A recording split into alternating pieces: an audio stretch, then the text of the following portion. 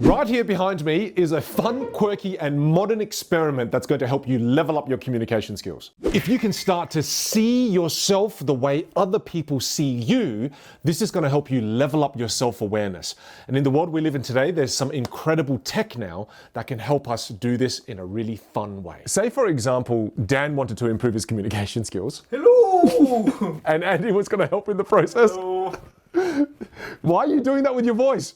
The camera makes them nervous. Here's how the experiment begins. Dan gets the pair of Meta glasses, hands it over to Andy, and as Andy puts the glasses on and hits record, now you have their perspective and their point of view of you communicating. Then once you have the footage, now what you can do is you can start the review process. So what's it like working with Vinh? Working with Vinh is essentially a nightmare made reality. I'm stuck in the studio until probably 9 p.m. usually most nights. My wife doesn't know where I am. Sometimes Vinh even gets me to record these really long and awkward social media videos, and I don't even know if anyone watches them. Let's be honest. Yeah, that's not true. He loves working with me. Can you see how the moment there's no vocal variety, there's no body language, he's not moving his facial expressions? Notice how Andy wasn't paying attention? Okay, next video. Let's watch it first. Have you seen Adolescence yet?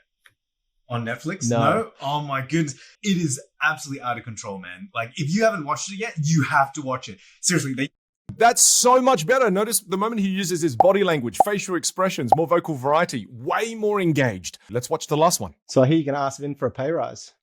yeah, man. Yeah, I think I totally owed it. I've worked for him for ages. I do such long hours. I'm always in the office before anyone else. I'm going to ask everyone else as well. I mean, my wife doesn't even know I'm at home anymore. That she thinks if anything that if it's half the time that I'm not at the office, she thinks I'm married to Vinh.